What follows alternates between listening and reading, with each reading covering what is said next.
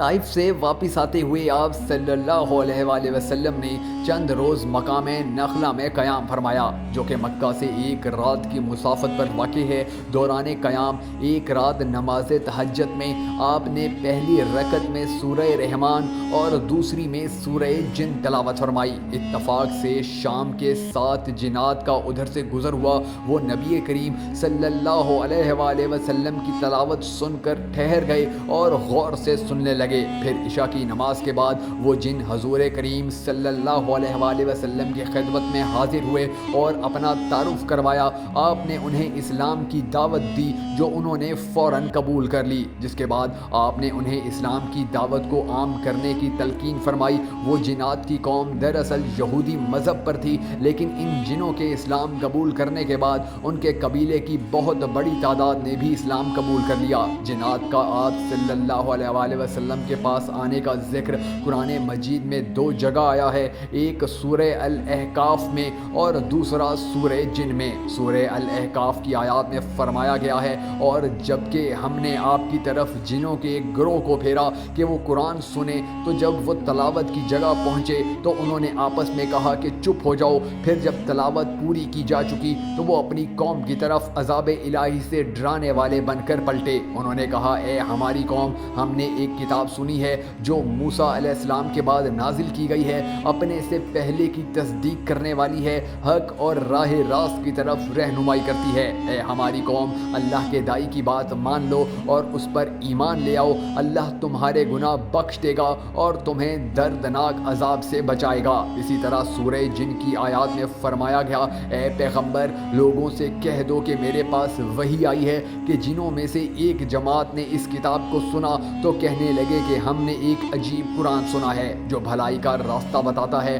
تو ہم اس پر ایمان لے آئے اور ہم اپنے پروردگار کے ساتھ کسی کو شریک نہیں بنائیں گے۔ جنات کی آمد اور قبول اسلام کا واقعہ در حقیقت اللہ تعالیٰ کی جانب سے دوسری مدد تھی جو اس نے اپنے غیب کے خزانے سے اپنے اس لشکر کے ذریعے فرمائی تھی جس کا علم اللہ کے سوا کسی کو نہیں۔ پھر اس واقعے کے تعلق سے جو آیات نازل ہوئیں ان کے بیچ میں نبی کریم صلی اللہ علیہ وآلہ وسلم کی دعوت کی کامیابی کی بشارتیں بھی ہیں، اور اس بات کی وضاحت بھی کہ کائنات کی کوئی بھی طاقت اس دعوت کی کامیابی کی راہ میں حائل نہیں ہو سکتی۔ چنانچہ ارشاد ہے کہ جو اللہ کے دائی کی دعوت قبول نہ کرے وہ زمین میں اللہ کو بے بس نہیں کر سکتا، اور اللہ کے سوا اس کا کوئی کارساز بھی نہیں ہے، اور ایسے لوگ کھلی ہوئی گمراہی میں ہیں۔ اس نصرت اور بشارتوں کے سامنے غم و الم اور مایوسی کے وہ سارے بادل چھٹ گئے جو طائف سے نکلتے وقت گالیاں، طعنے سننے اور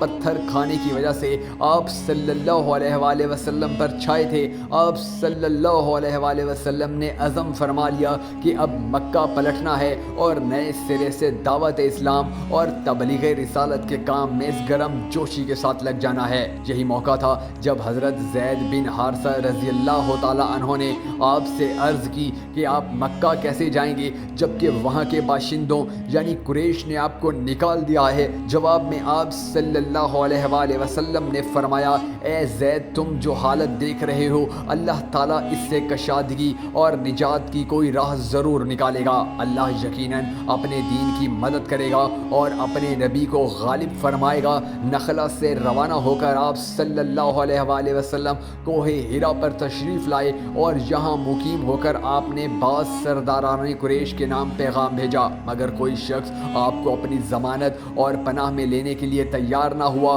معتصم بن عدی کے پاس جب آپ صلی اللہ علیہ وآلہ وسلم کا پیغام پہنچا تو وہ بھی اگرچہ مشرک اور کافر تھا، مگر عربی شرافت اور قومی حمیت کے جذبہ سے متاثر ہو کر فوراً اٹھ کھڑا ہوا اور آن حضرت صلی اللہ علیہ وآلہ وسلم کے پاس سیدھا کوہ ہرا پر پہنچ کر آپ کو اپنے ہمراہ لے کر مکہ میں آیا تھا۔ معتصم کے بیٹے ننگی تلواریں لے کر خانہ کعبہ کے سامنے کھڑے ہو گئے۔ پھر آپ صلی اللہ علیہ وآلہ وسلم نے خانہ کعبہ کا طواف کیا۔ اس کے بعد معتصم اور اس کے بیٹوں نے ننگی تلواروں کے سائے میں آپ صلی اللہ علیہ وآلہ وسلم کو گھر تک پہنچا دیا۔